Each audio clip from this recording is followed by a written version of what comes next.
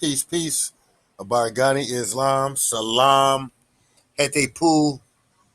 Rahubat. Gino Lako Ninani. Chief Noble Bandele El-Amin once again for another video. And today's video, we're going to be talking about e-residency, or some call e-citizenship. So basically, what is an e-citizenship? But before we get into that, uh, please subscribe. If you like the video, give me a thumbs up and check out the other videos. So now let's get into this. What is e-residency? Why am I even talking about this? E-residency is basically the evolution, I think, of being a resident in the world. We go from physical nation and everything is moving to a digital arena. And so because of that, you're going to begin to see things done in the digital world. And one of the things is an e-resident. So let's look at it. They call it, and this is of Estonia. Now you can look up Estonia on the map, but it's a resident of Estonia, also a virtual resident or e-residency program launched by Estonia in 2014, December of 2014. Program allows non-Estonian access to Estonian services, such as company formation, banking, payment processing, and taxation. The program gives the e-residency a smart card, which they can use to go sign documents. The program is aimed toward local independent entrepreneurs, saying such as software developers and writers.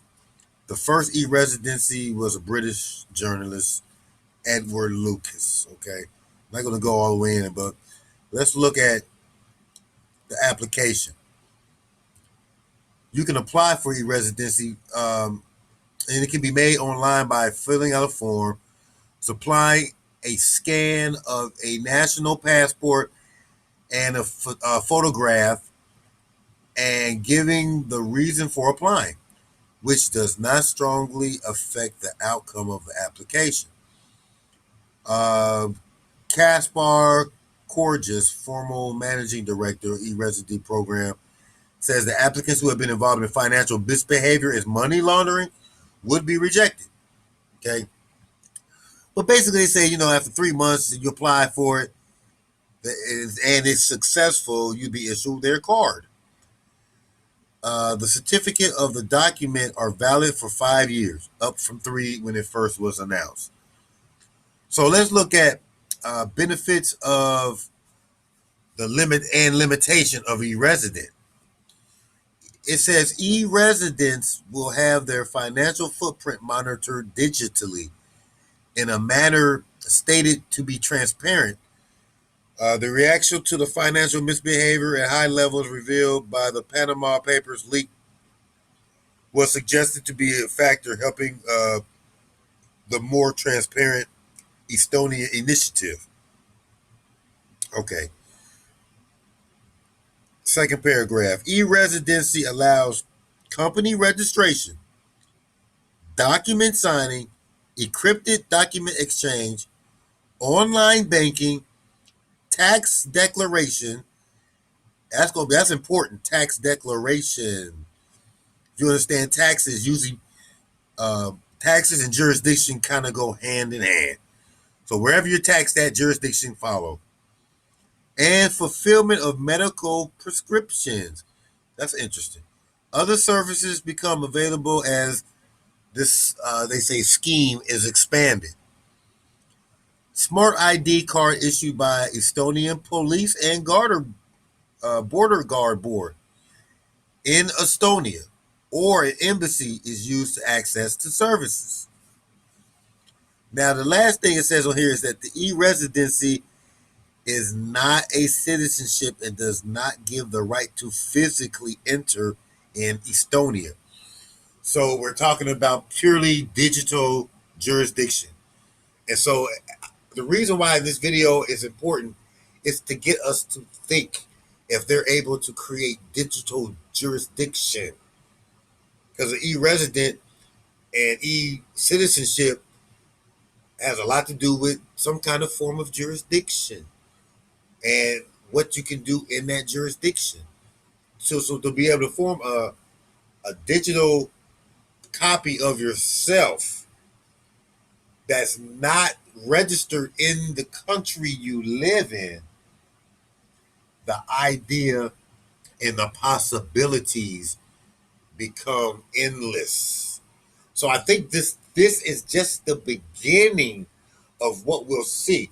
But if we as Moors, melanated people, we might want to take advantage of creating our own citizenship through electronic or virtual. Okay. Now, this was in 2014, and you'll see that things have kind of expanded. I mean, that's been 6 years ago. So now we've even look at if we look at other countries, like let's say for melanated people, we got this right here. Uh, Apply for government services. Chop chop. Okay, this right here is an e-citizen, as you read up here on the top. E-citizen. So this is another place. This is not. This is not Estonia. Estonia is a European country. But this is Kenya citizens and foreign residents can now apply for government to citizen services and apply via money card, debit card, e-citizen agents, etc., etc. Now, to me,